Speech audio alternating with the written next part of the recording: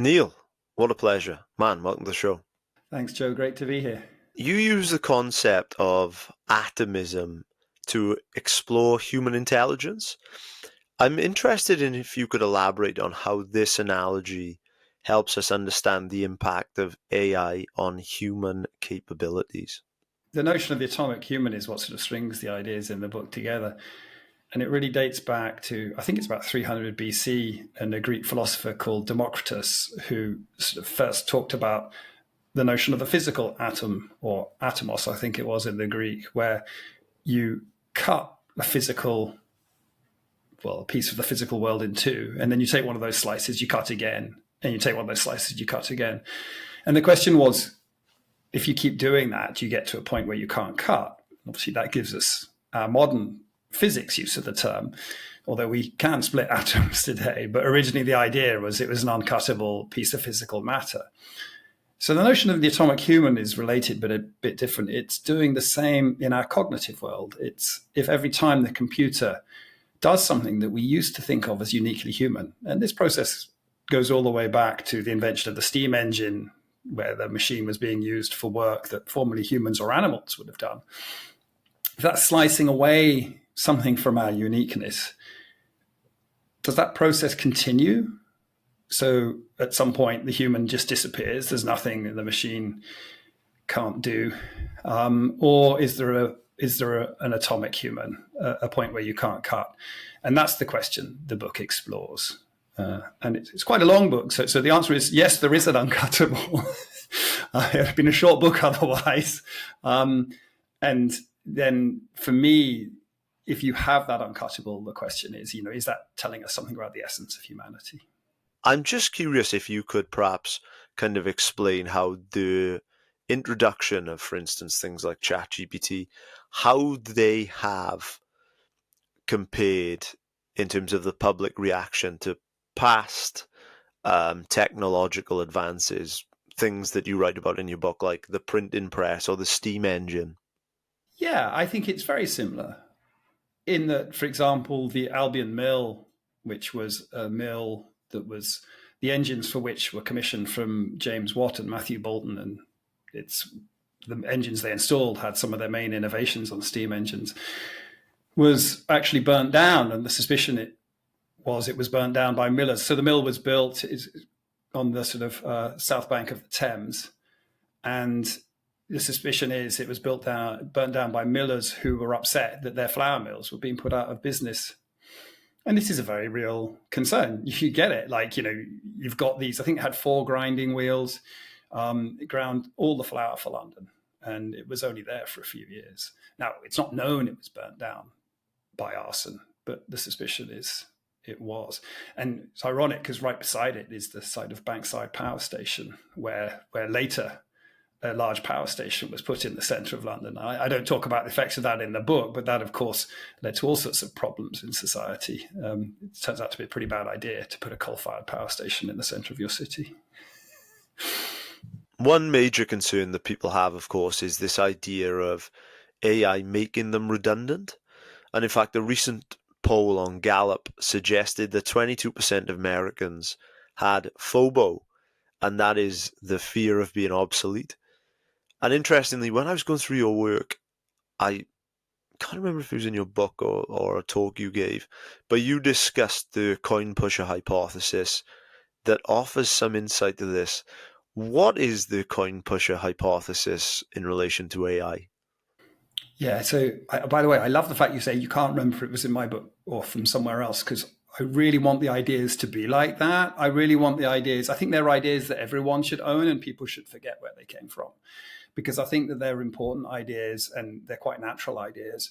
So I love the fact that you said that. But the coin pusher idea is the fact that what we're hearing around the debate around ChatGPT is a lot of talk from people who personally feel threatened by a technology that does something that they used to think of as very personal to themselves. So, for example, translating a document from plain English to legalese is something these machines can do quite quickly.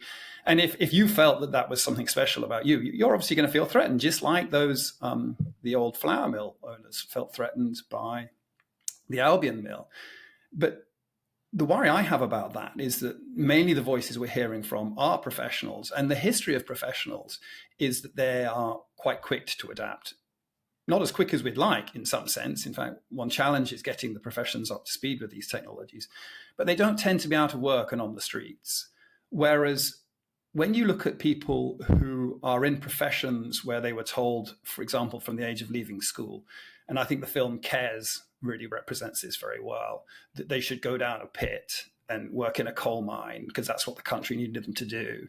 And then 10 years later, they're told, oh, we're shutting these pits. And now what we'd like you to do, because we like your South Yorkshire accents, is go and work in a call centre.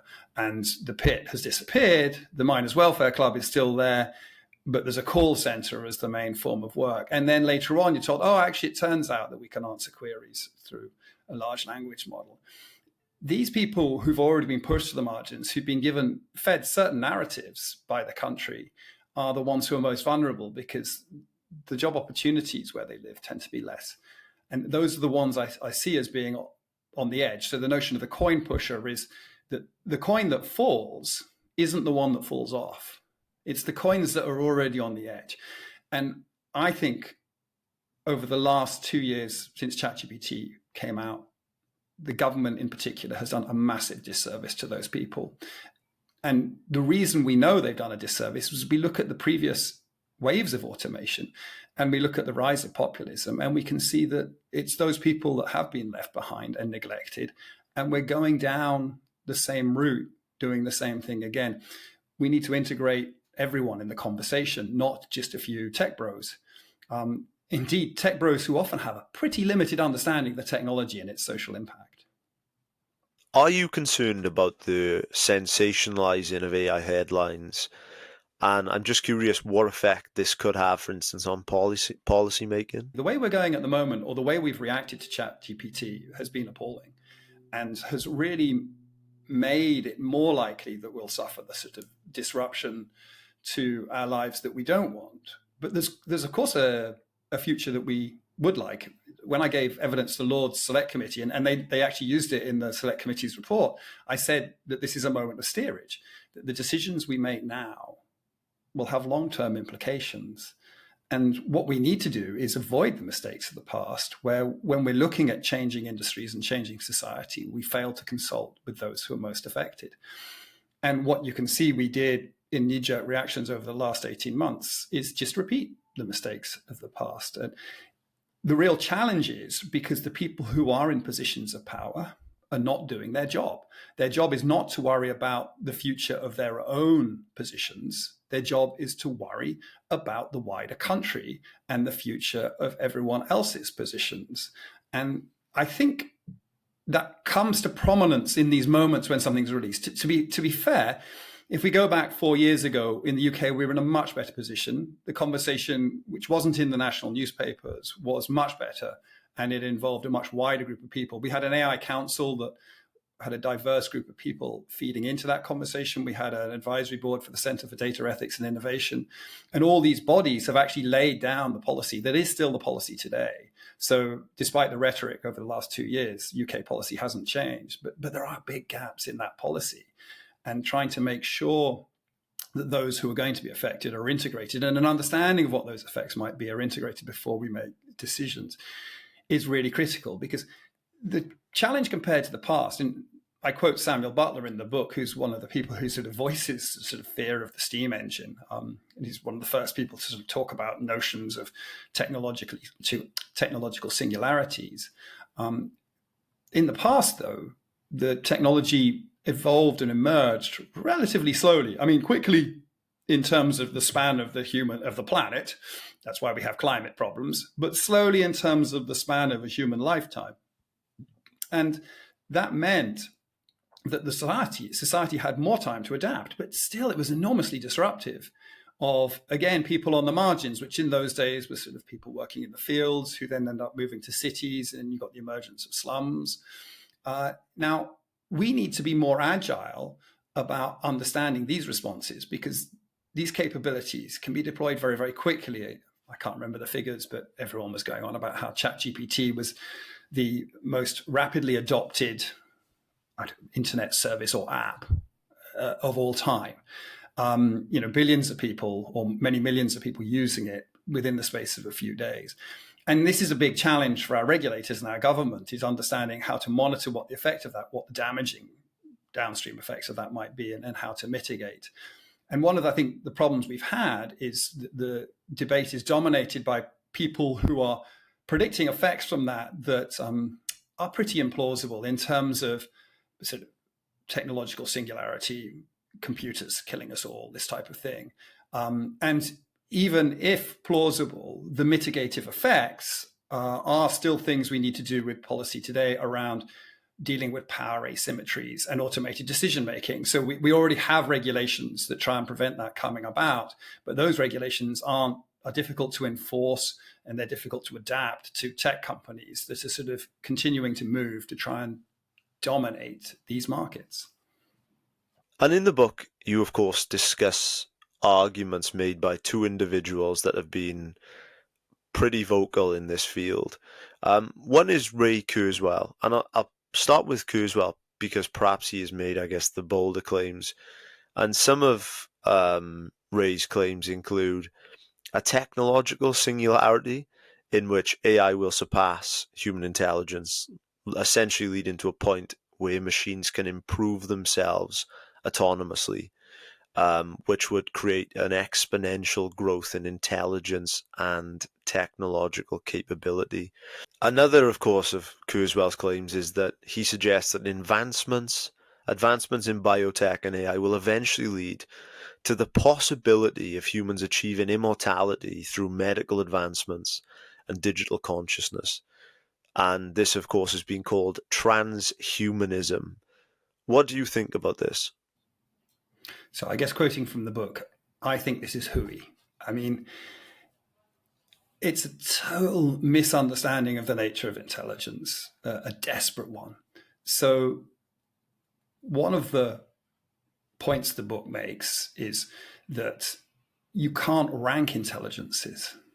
So, and to think about that, let's think about vehicles. So I talk about top trumps in the book. So when I was a kid, I used to love playing top trumps, this game where you have cards and each card has some set of indicators about how fast a car is or how many cylinders its engine has. And the idea is, if you've got the Ferrari F40, then I say, oh, Joe, top speed, 196 miles per hour or whatever. You go, damn it. I've got the Triumph TR7, top speed, 45 miles per hour. And you're like, and I win your card. But the game's pretty uninteresting if there's one card that beats all other cards. And so they put in things like carrying capacity. So carrying capacity, Ferrari F40, not even a golf bag. Carrying capacity, Ford Transit, 1 ton. And of course, in that case, the Transit beats the F40 because cars are multifaceted, vehicles are multifaceted. The right vehicle for traveling to New York is different from the right vehicle for traveling from Cambridge to London. And it's also dependent on what are you carrying. Are you just carrying a message, or are you carrying tiles, or what's your objective? And cars are multifaceted like that. Vehicles are multifaceted like that. Intelligence is multifaceted like that. So different intelligences have different natures. And one of the challenges we face is that people in the past have tried to project intelligence onto what one would say is a unidimensional nature. So IQ is a measure of that. And IQ emerges from the era of eugenics. So the term general intelligence itself is an attempt to flatten our intelligence and turn it into something that we can rank, like height. So we can rank height. And the notion was, this is coming from Francis Galton back in the sort of 19th century, that if we can rank height, then we can rank intelligence, and then we can breed a better intelligence. So this term general intelligence comes from Spearman around that time, and it's specifically associated with this eugenic movement. So when one talks about artificial general intelligence, we're dipping back into that way of thinking. Now, that way of thinking didn't just have moral problems. It had basic scientific flaws, that intelligence is multifaceted like cars are multifaceted. So different people are good at different things. It's one of the great pleasures of working together. Now, in a very different sense, when it comes to this notion of atomism that I talk about, when it comes to the thing that is unique to humans, what I say that is not our capabilities, but our limitations and our vulnerabilities. So the computer can't have those because it doesn't have them. And the primary limitation I talk about is something that we can measure, like height, and that's communication bandwidth. So machines can communicate because they communicate with speed of light. They communicate 1 million times faster than I can communicate with speed of sound right now.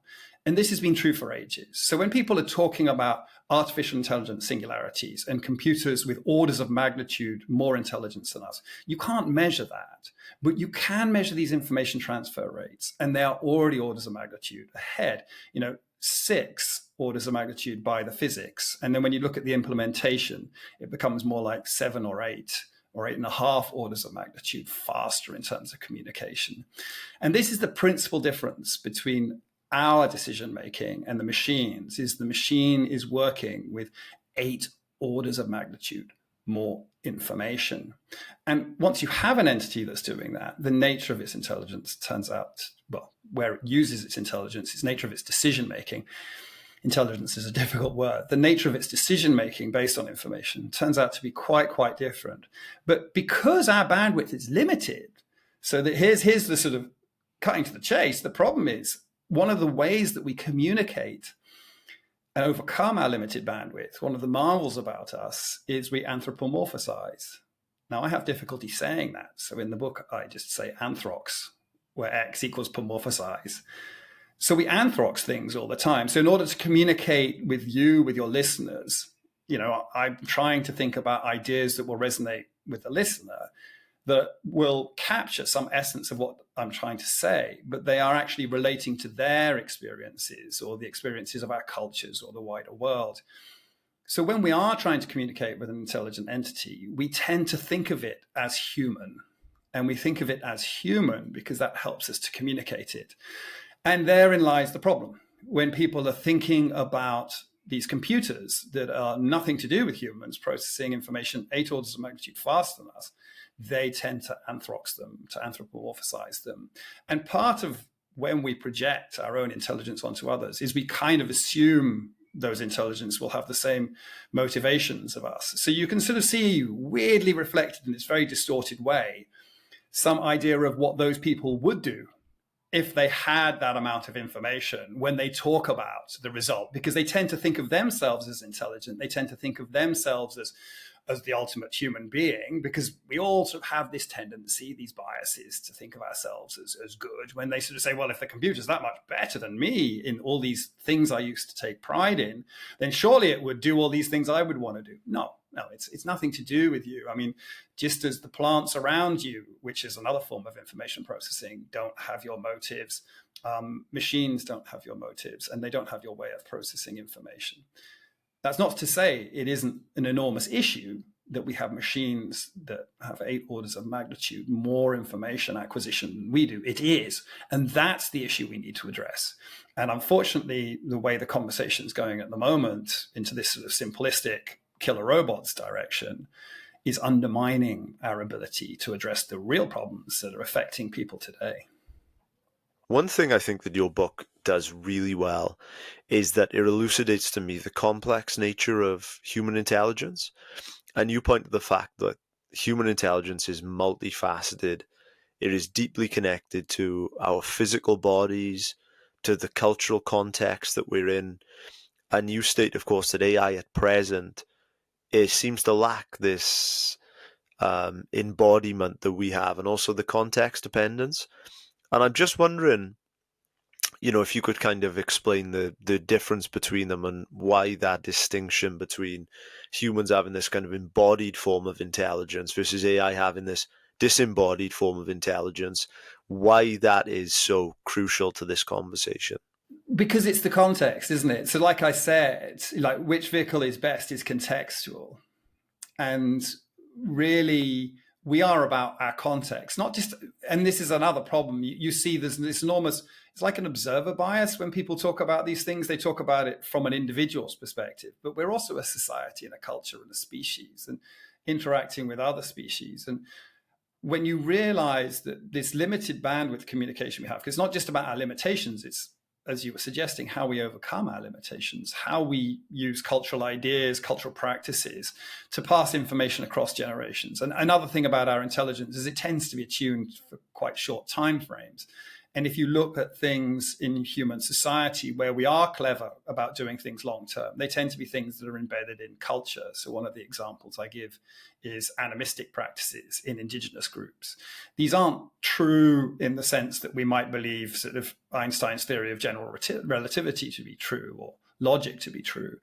But as I sort of say in the book, they're useful proxy truths that cause behavior if you want to live in synergy with your environment to operate well. Because if you believe a tree has a spirit, if you can psychologically represent that tree in your head as you would psychologically represent another member of your group, then you treat that tree with respect. And that turns out to have advantages for generations down into the future.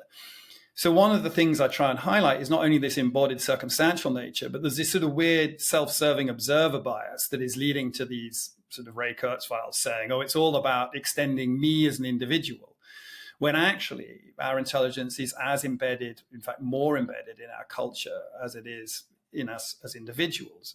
Another point I make in the book is, when we've invented technologies, that sort of extends that. So look at Thomas Kuhn's sort of understanding of scientific revolutions and how paradigms are stored in books, and the printing press did that for us. And the problem we face today, the real problem we face today, is that the new method of storing information and culture is the computer. But many, many people are disconnected from access to that computer. So we're like back in the era before the printing press, where the scribes, which in Europe were the clergy, own the information infrastructure, and the rest of us are just subject to whatever they're doing that. Only the modern scribes are software engineers and big tech companies, and they don't even have the training that the sort of clergy have to try and lift their thinking and do that thing I was saying earlier is, no, your job is to think about wider society and other people, not just to think about your individual future, which is, of course, our tendency as humans. And so that's kind of where the problems are really manifesting. And the potential of these new technologies, ChatGPT, is actually, you can see us going one of two ways. Well, I suspect both will happen in different parts. But what we're trying to steer towards a world where it gives more people access to the digital computer. So it can be more like a book is today, that you can write your own book, or you can read a book, or you can write a story for your children. But in this case, the computer is your medium rather than paper. So that more people have access to the information infrastructure, and more people can have a say in the way in which that information is being used. But just like existing power structures, such as the Catholic Church around the invention of the printing press, tend to resist these technologies because they undermine their own control of information. We're seeing big tech doing that. Now, it's not conscious. It's not like they're rubbing their hands going like that. No. It's just they're incentivized to do that. They have shareholders. They make a lot of money out of controlling the information infrastructure. But it's not even in their interests to have a society where they monopolize that. And that's the notion in the book called the digital oligarchy, where very few entities are controlling the digital lives. And through that, we're in some kind of autocracy. And through the decisions they're making around us, we don't have to have sentient intelligence for our cultures to be manipulated and undermined. We just have to have these vast information processing entities that are in the control of only a very few companies. And just to perhaps, I guess, help emphasize this point, could you explain kind of, or give any examples of where humans are prone, I guess, to picking up these contextual cues, but for instance, AI may struggle with it, or it has struggled? One of the points the book makes is that there is, in most of the cases we care about, no correct decision, that we're going to make errors. So there's this weird, one of the problems that's occurred around ChatGPT and the conflations that we're hearing coming from some of the heads of these companies, and we see reflected in, for example, UK government policies, is the notion that the thing we've created is some sort of weird conflation of this historical idea of the computer, which is this entity that can't make errors. this entity that does everything from first principles and never gets anything wrong, like humans are being flawed, etc., etc. Whereas humans make errors. Now, what's happened is we've built ChatGPT, which isn't deriving things from first principles at all. It's simply looking at a load of text that humans have written. And it's understanding the proxy truths humans use to get by in the universe. The reason you can't have a machine that never makes errors is you just can't access the data. And even if you could access the data, you don't have the right understanding of the physics. And even if you had the right understanding of the physics, the computation would be far too great. So the analogy I use in the book is Winnie the Pooh saying, being a bear of very little brain. When I think of things inside my head and then they come outside, they don't quite work out. And that's the position we're all in. We're all bears of little brain. But we then have this sense, the computer, the AI, it's not a bear of little brain. It has a bigger brain. But if you sort of think of us being a bear of little brain, the computer, compared to the complexity of the universe around it, is only a bear of a slightly bigger brain. It doesn't have all the answers and it will make errors. And the way in which we're getting it to appear intelligent is it's copying our own understanding of the universe through our proxy truth. So it's copying our errors. And this is a dangerous situation because there's a tendency you can see throughout history. And the example I give in the book is sort of trial by ordeal, where when things get a bit difficult, you sort of say, well, the witnesses' statements conflict. We can't tell whether this person's guilty or not. Let's just throw them in the river and see if they drown, because then the gods will have decided. And you can see that tendency throughout society. Again, we mock people in the past. We should never be doing that because we can see exactly the same tendencies in the current, which is, let's ask an AI. Let's ask the AI to make a consequential decision. Now, the problem with that is that we know that the AI will also make errors, but the AI is not vulnerable in the way that humans are. So this is the other sort of key difference. We have vulnerabilities. We're going to die. We can lose people close to us. We can lose our jobs. We can lose our reputations. I mean, look what happened to the sub-postmasters in terms of losing their reputations in their communities through wrongful prosecutions. Now, these decisions were made by humans, but they were made by humans who had been misled by a computer, being misled to believe that these people had engaged in false accounting. And then the system professions around those humans did not support them enough to understand, look, these people, these are errors we're making. In fact, they passed a law in the UK that said computers are assumed to be correct unless it can be proven otherwise. And the Post Office lobbied for that law. So you can see the sort of dangers there that we're saying, no, the computers are right. Well, just the computer says this. I'm going to give up my sense as a human of whether it's likely that this sub-postmaster did this or that all these sub-postmasters are doing this because the computer's decided. And this is extremely dangerous. So what we need is a relationship between the machine and the human, where the human understands what the computer is doing and why. And the analogy I give in the book is it's a bit like we want it to be like these fly-by-wire systems pilots use to fly fighter jets or even Airbuses. The pilot isn't actually flying the plane directly. They're giving instructions to a computer, and the computer does the thing it's good at, and the pilot does the thing they're good at. And we need our professions to be empowered and regular people to be empowered in that way, so that at the end of the day, it's the human that is making the mistake, not the machine, because humans are integrated into a wider society and can be held to account for those mistakes, not just formally through process, but through their own reputation being lost. Look at what's happening to Paula Venables. I do think it's too much of a scapegoat. There were a number of people involved, including the governments that came before her, including the previous heads of the post office. But we love a scapegoat, don't we? And clearly we've chosen Paula Venables as a scapegoat in that Horizon scandal. I think it's pretty appalling because she's one of the few people who has fessed up and said sorry. But of course, we love a victim. We do need humans to be held accountable, and we do need them for the most consequential decisions to be in charge. Now, that leads to a very complex set of questions in society, because we then have to make decisions over what those consequential decisions should be. We have many of that already in terms of the GDPR states what a consequential decision looks like, but this potentially needs refining and constantly monitoring. But the big thing we have as a problem is that, just like we see in the post office scandal, those professions, the people who normally take the burden of this, don't understand the technology well enough to understand when it's failing. It's this whole computer says no dynamic, and we're sleepwalking into that. And we're sowing right now the seeds of 10,000 future horizon scandals because government hasn't taken this issue seriously. They've chosen to go down the superficial route of talking about safety. Now, safety is totally an issue. Defense is a big issue. There's many, many issues there. We're very fortunate in the UK. We have, defense services that are very, very good at this stuff, most of which is being done in private.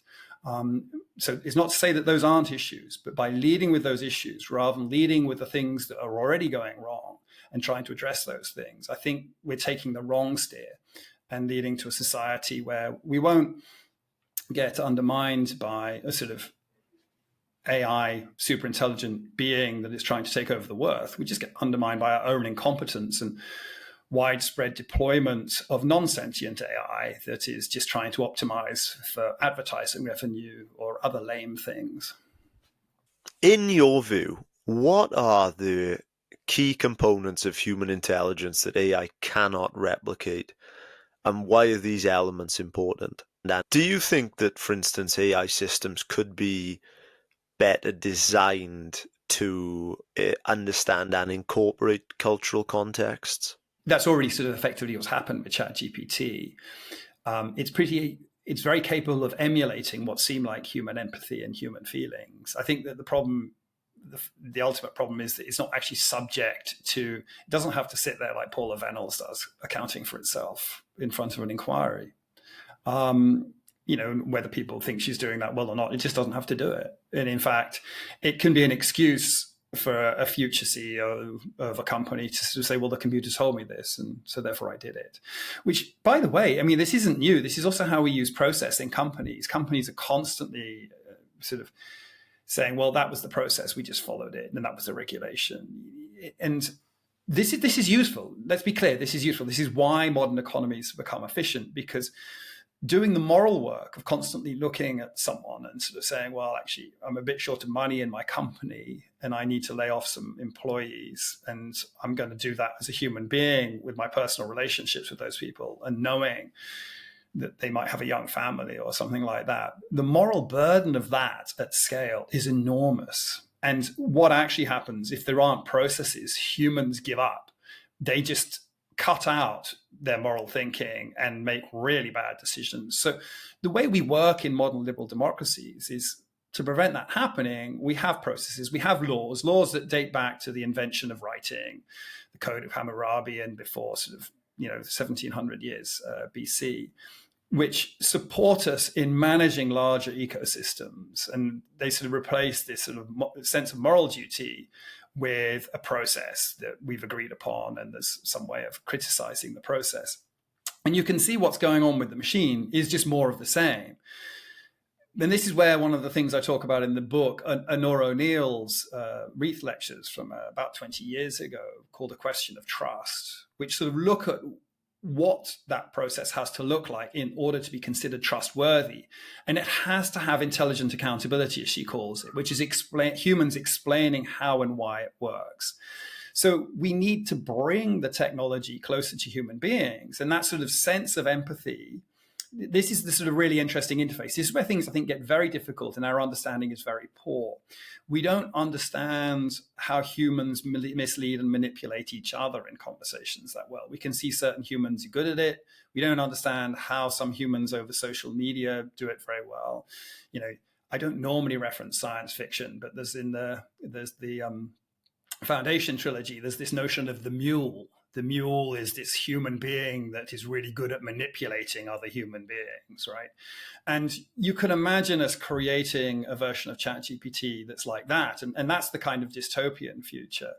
And that will happen because people are creating these technologies in a way where they're incentivized to make money for themselves. It won't happen because people are evil and scheming, or maybe it will a bit. But even if people aren't evil and scheming, this will just happen because companies can make money by manipulating people to do things they didn't know what to do. So we have to get on top of identifying where and when that's happening. And that requires a much deeper understanding of human psychology and the empathy you're talking about. Now, to the extent that that is happening, the embodied nature less so. Robotics is way behind this form of conversation. And the reason robotics is way behind, and this is really ironic, as I point out in the book, the first thing that came about, with our nervous system, is about movement. It's about sensing and action. So the sensorics and the nervous system evolved together. And so there's this sort of enormous irony that, the abilities of almost every animal on the planet far exceed the abilities of our robots in order to do actions in the real world. And they came first, they're sort of evolving hundreds of millions of years ago.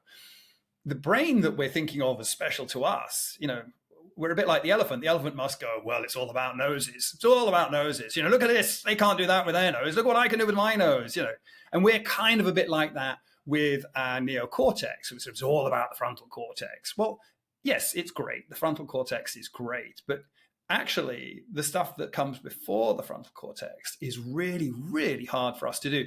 So to build a machine that has the same embodied experience of the world, I think is quite a long way off. But interestingly, we didn't need that for the machine to start having a sense of it because it's read what we've written.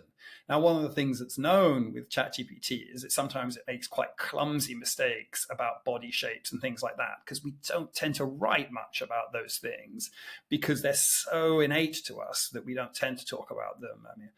I think it's called the Hemingway style of writing, the iceberg writing. You only write what you want to communicate. You can leave the rest to the imagination. And most of the time, we can leave what's going on with the body to the imagination. And the computer, therefore, can't read about that, so it doesn't know about that. But despite that minimal information, people have already started showing that it has quite a good sense of embodiment, even just from reading our text. It's not sensing it in the same way as us. This is one of the key points I try and make. I call these things human analog machines, meaning that they don't compute as we do, but they compute in ways that are analogous to the way we're computing. That's what gives us a good sense of their ability to talk to them. And I think the really interesting thing, so about 10 years ago, there was a panel session with myself, Joshua Bengio, Demis Hassabis, Jürgen Schmidhuber, and Max Welling was chairing it. This was at ICML. And Jürgen was speaking before me. And Jürgen said something that I felt was a bold prediction at the time. And actually, he's turned out to be, I think, broadly right in the sense in which I think he meant it. He said, and one can argue this because these aren't well-defined concepts. I've already criticized that. But he said, in 10 years' time, we'll have something around the ability of a capuchin monkey. Now, I've already argued that this is an odd thing to talk about. But I certainly would have been a bit surprised if it's not the ability of a capuchin monkey, but we do have something that can plausibly converse, doing it in a very different way to humans do. But my immediate response is the one thing I'm sure we won't have is any robot that can do what a capuchin monkey does to climb a tree or swing around like a gibbon does or hover like, you can see I'm a bit obsessed with Kes. I had to read it as a kid, just thought it was an amazing book, but hover like a kestrel does by the side of a road looking for a vole. And nowhere near it. And I said that at the time. And, these progressions always seem to go slow, and then very rapid perceptually. That's not what's happening underneath. So the public, people will be like, ChatGPT came from nowhere. It didn't. We'd all seen it coming. We didn't know when it would cross the threshold that would wow the public. And that's the perception of a very rapid advance, that it crossed this threshold, that it gets to a certain level of quality, that bang. Now, in robotics, we're not even seeing those sort of first signs that, we just need to keep going that direction and we'll cross the threshold and the public will be wowed because we'll have a flying kestrel thing. We're more where it felt like we were sort of in about 2005 with these machine learning technologies. We can do some things that we're excited about and seem impressive, but will just seem a little bit embarrassing or seem a little bit embarrassing from the perspective of the kestrel or the gibbon. So that fundamental embodied intelligence, what I call fast reacting or reflexive intelligence in the book is something we're a very long way off. And one of the interesting things about the human being is that that's an integral part of our intelligence, that's the primary intelligence, that what our reflective intelligence does, or the slow reacting intelligence does, is kind of mop up the decisions that the fast reacting intelligence has already made. So by the time something gets to our brain and we're thinking about it, if it's something like falling over or running from a wolf or avoiding a sort of falling rock, by the time it gets to our prefrontal cortex, those decisions have already been made, and the prefrontal cortex is just sort of mopping up. But we get this sort of user illusion, this observer bias, that because our slow reacting intelligence is the thing that we spend all our time with by definition, because we're wandering around thinking, oh, wonder about this, wonder about that. We tend to think that that's the dominant part. But when it comes to looking at decisions, made in our body, it's all about these fast decisions. And they've come about through this process of evolution that has been, well, if you don't do that well, you die, so you don't exist. And that's very, very different to the intelligence that we've built, which is not as robust in the same way. It's a very fragile intelligence. It falls over very quickly because it's not been exposed to this environment for hundreds of millions of years, that basically if you don't react, then you'll disappear and you won't reproduce. Another thinker on this topic has been Nick Bostrom, and much of Bostrom's claims have related to AI being an existential risk, of course, if it's not well controlled. And Bostrom writes that AI could lead to a superintelligence defined as any intellect that greatly exceeds the cognitive performance of humans in virtually all domains of interest. And he viewed this as a major source of opportunity and existential risk. Do you share the same view? I think it's still hooey. Yeah, I mean, funny, I debated with Nick at around the time it came out.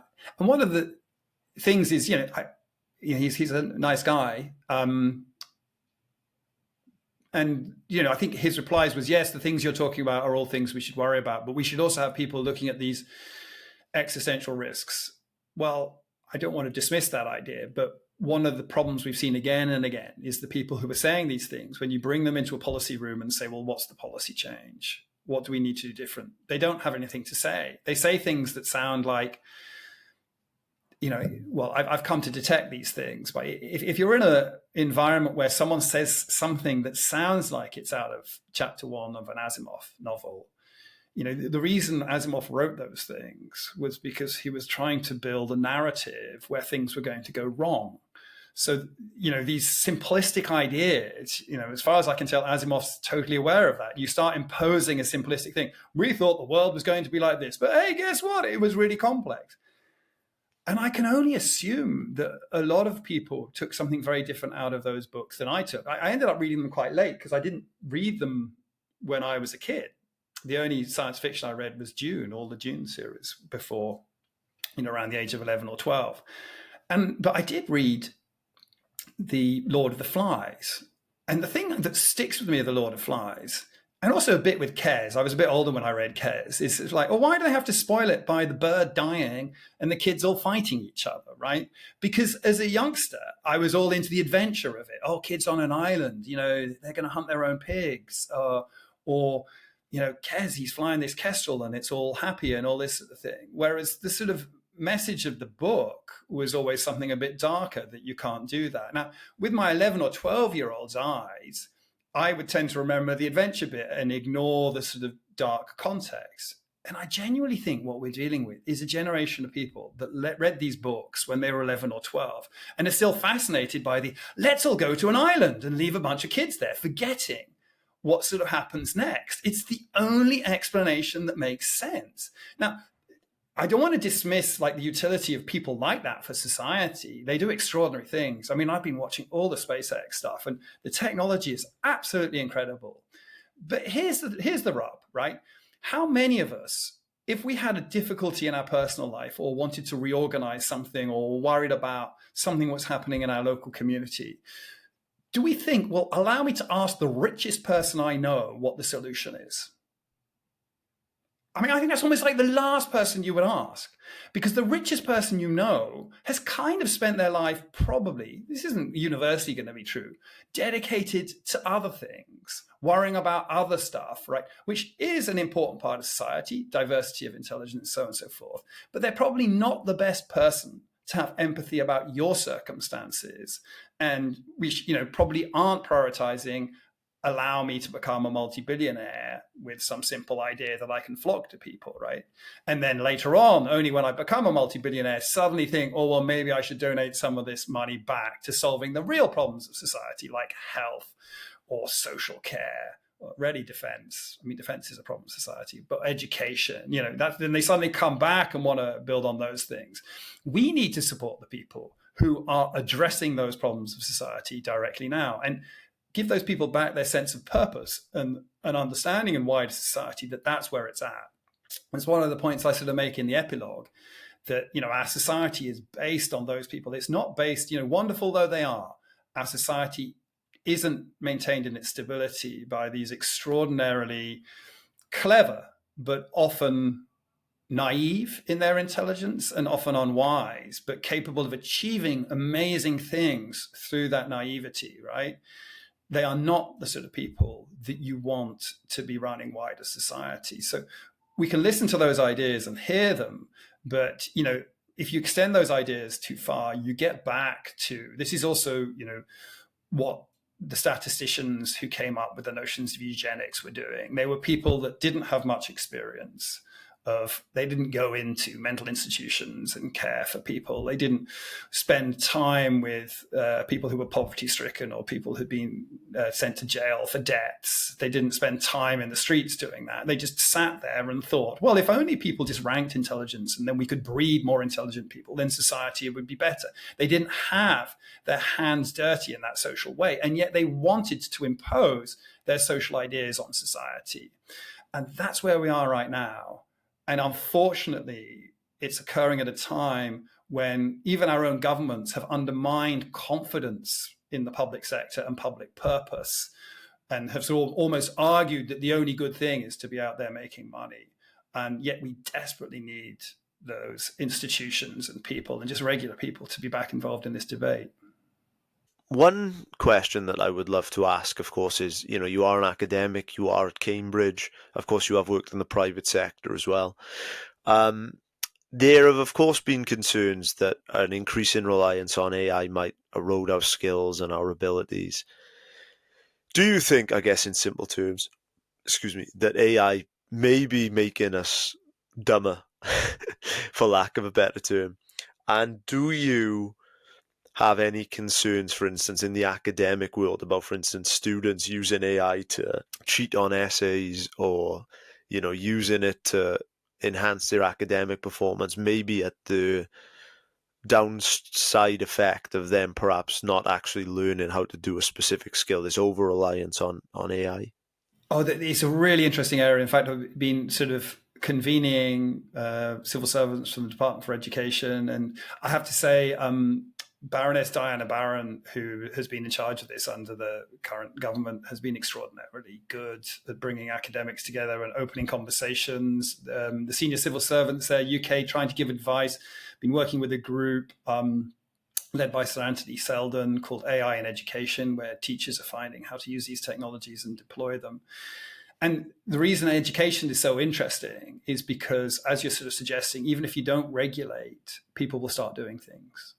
Right? You do nothing, doing nothing, something will happen. This is very interesting. This is why regulation has to be contextual, and why so much of the current debate is so absurd, because it's very different in medicine, for example. If I do nothing in medicine, there's many regulations preventing you deploying medical products or what would be judged as medical products. And if I do nothing, sort of bad things happen because I don't get the benefit of these new technologies, or I get companies sort of working around the regulations in ways that weren't foreseen. In education, if you do nothing, because it's less well regulated. So, for example, I think in the UK, there aren't regulations around what textbooks we have in schools. We haven't had to have those. But, do we need regulations around what type of large language models are produced in schools, given that they can be trained to to remove certain biases, etc. These are all really important questions. So I sort of, what occurs to me, the following is the problem. That in order to make decisions, we've been trained, rightly, to use evidence. And that evidence tends to be in the form of randomized controlled trials. But, and I call this the sort of big data paradox, it's something I've talked about in the past. It's not in the book. I did wonder about putting it in, but the book was already too long.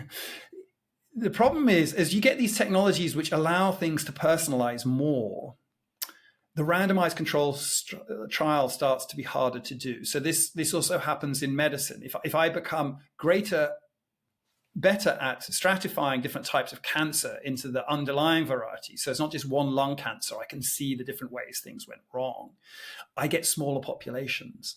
So the statistical validity of my trial becomes weaker. And this is even truer in education. So in order to do a sort of trial around, like if I deploy ChatGPT in the classroom, what effect does it have people on jobs in 10 years' time? Well, you get 10 years' time and ChatGPT doesn't exist anymore. This is meaningless information now. So that's really tricky. And what we've been suggesting is that there needs to be more permission given. And this is a problem that has been in a desire to improve quality of education in schools. We tend to take away responsibility from the teacher. Like I was saying earlier, we have process replace judgment. So, and we've, I think, gone too far, and we're in a difficult decision around that. And unless we empower teachers to experiment a bit with these technologies, we won't learn things. We have to trust teachers. We have to train them and then trust them, and then use this process that Baroness O'Neill calls intelligent accountability to try and judge what's working. And we need to bring them together and have dialogues between teachers, which is what AI in education is doing, to learn what best practices look like. And we need to accept that the experience is going to vary child to child. Now, having said all that, these technologies also do allow us potentially to get a much more fine-grained understanding of how education's going. Because if they can be used to some extent to work with children in dialogue, then because it's not, and we do need teachers to be there working with children, but you can imagine that sometimes the child might explore a topic with a large language model under the appropriate sort of supervision. What you can see in that large language model is you can go into its weights and the numbers behind it and see what's going on. So you can actually represent what the large language model is doing. You've got the equivalent of an MRI scan on the large language model as it runs, which you don't have on the child.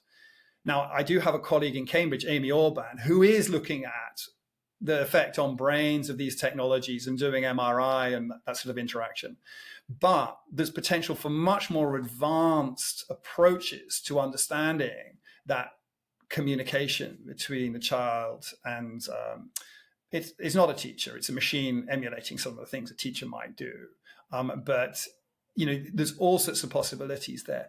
The problem is that we're so strapped for cash and so process oriented and so demanding of, teachers have to do this, teachers have to do that there's no time and space for them to experiment.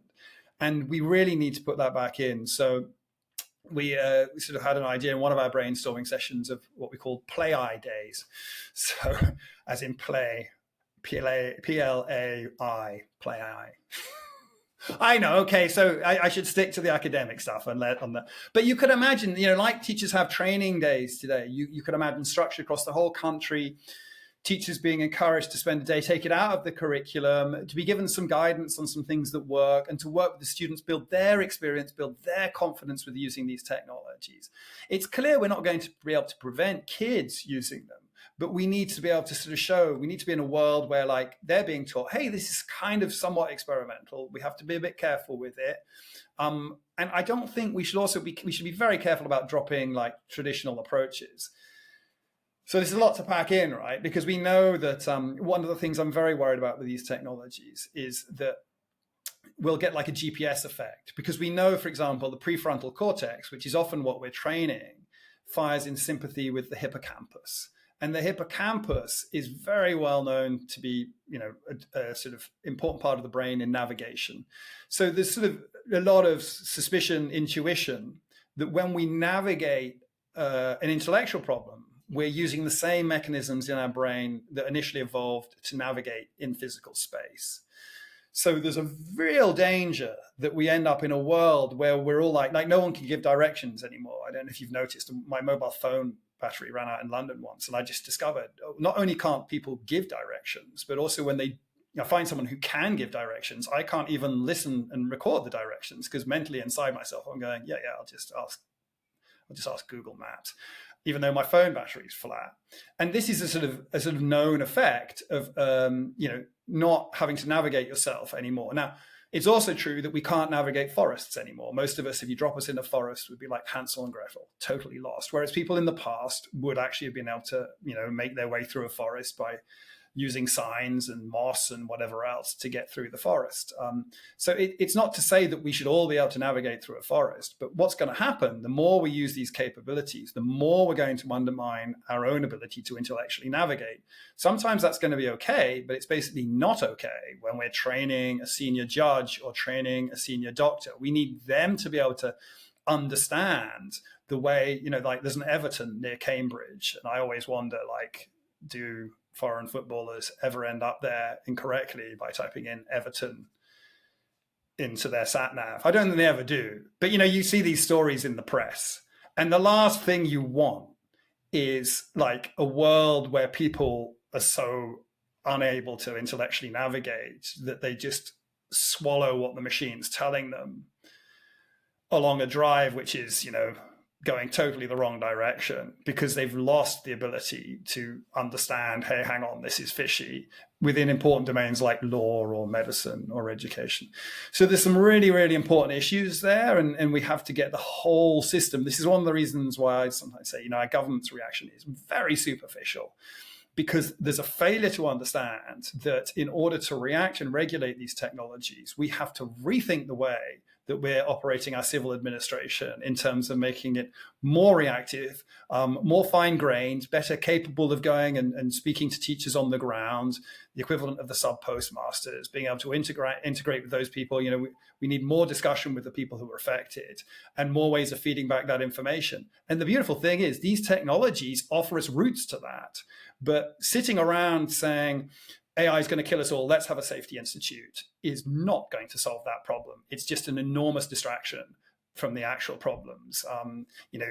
Not to say that we shouldn't be doing international conversations around this, not to say that we shouldn't be trying to ensure that that there's a conversation like the climate conversation that talks about how AI should be regulated at the top level. But you do not have that conversation by running around the world telling everyone you're internationally leading in AI safety and that the conversation is going to be dominated by you.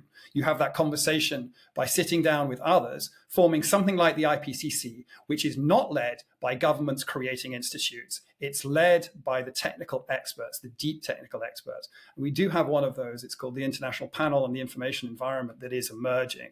And I suspect that type of entity or entities set up by the United Nations are going to be where the international conversation moves forward, not by governments moving in an effort to try and bolster their sort of foreign policy credentials by moving quickly into an area with very little understanding of that area. Tell these guys where they can connect with you, where they can get the book, and if you have any other closing messages, send our audience to check it out. This last couple of years or year and a half has been particularly difficult. And I sometimes feel that that might have affected the last few chapters of the book. And I don't know if I think that we should be optimistic. We have to be. The extraordinary thing about human beings is the way we adapt and the way we adapt culturally. But that is only going to come about if individuals are empowered to understand and use this technology. And Joe, I have to thank you, for having me on the podcast and for saying such nice things about the book, because, fundamentally everything I've said today is actually opinion. And most of the book doesn't actually talk about that opinion. It talks about the ideas that for me give rise to that opinion. And I don't think it should be my voice that's dominating, just as I don't think it should be Sam Altman or Elon Musk or anything else. I think that people should be understanding these technologies for themselves. And I hope that's what the book allows them to do. And then they can read it and they can be all in favor of AI safety institutes and whatever they like, just as long as they get a better and deeper understanding of how precious their intelligence and our culture is and how much we need to do to preserve it. This was such a pleasure. Thank you so much for coming on. Thank you, Joe.